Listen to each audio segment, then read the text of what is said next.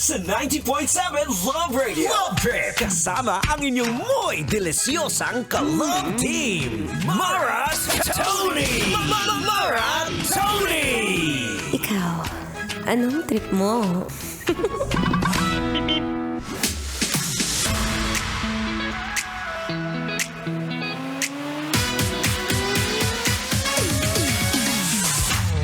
One month left bago sumapit ang Valentine's Day. O, di ba ang aga?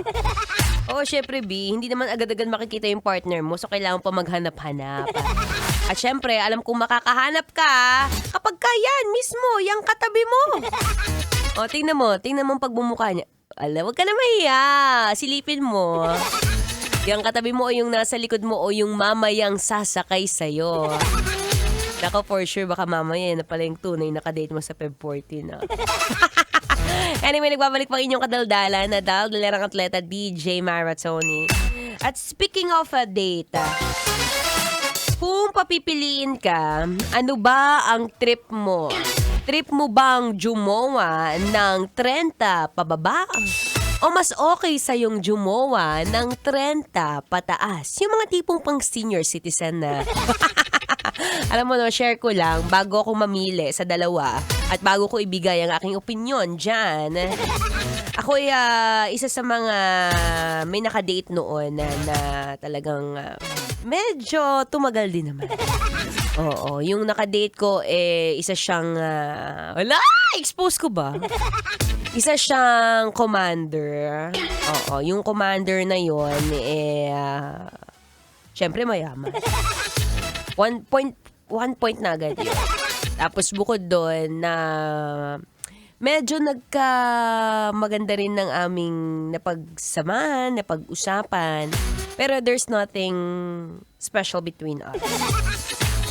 At kaya lang na-realize ko, iba rin pala talaga mag-isip kapag ka medyo mature na yung kausap mo. Oo, kasi nung time na yun, nakikipag-date ako sa kanya, may mga moment na hindi ko maintindihan yung sinasabi niya na about finances. Wala naman akong ginawa dito kundi magpaganda lang, magpa-cute lang. Tapos, na-realize ko, ganito pala, no, kapag ka medyo 30 pataas na. Medyo wala na sila sa side ng paligoy-ligoy. Wala na rin sila sa side na gagawin kanilang panakip butas. Meron pa bang mga ganun? May mga 30 pa bang ginagawa kang panakip butas? Mag-mature ka naman. Sabi nga nila, kapag ka nga raw 30 ka, o pag dinidate mo medyo 30 na, ito na yung dumarating na yung emotional maturity. Pag sinabing emotional maturity, yung tipong kapag ka umiiyak ka dyan sa tabi, B, kahit meron ka, hindi niya na masyadong baby-baby yan. Kaya wag ka magugulat kapag ka nagtatampo ka o gusto mo lang magpalambing, sabihin mo na agad, B, kasi hindi ka niyan lalambingin. Oo, kaya nakakatuwa rin naman kasi wala nang arte. Oo, yun na lang. At the end of the story, kapag ka dumajowa ka ng more than 30, wala na silang arte-arte. Maliban na lang kung immature siya. Oo, kapag naman kasi medyo 30 pababa, syempre nandun pa tayo sa medyo playboy, medyo childish, medyo nasa side pa siya ng wait, am I going to be serious about you or not?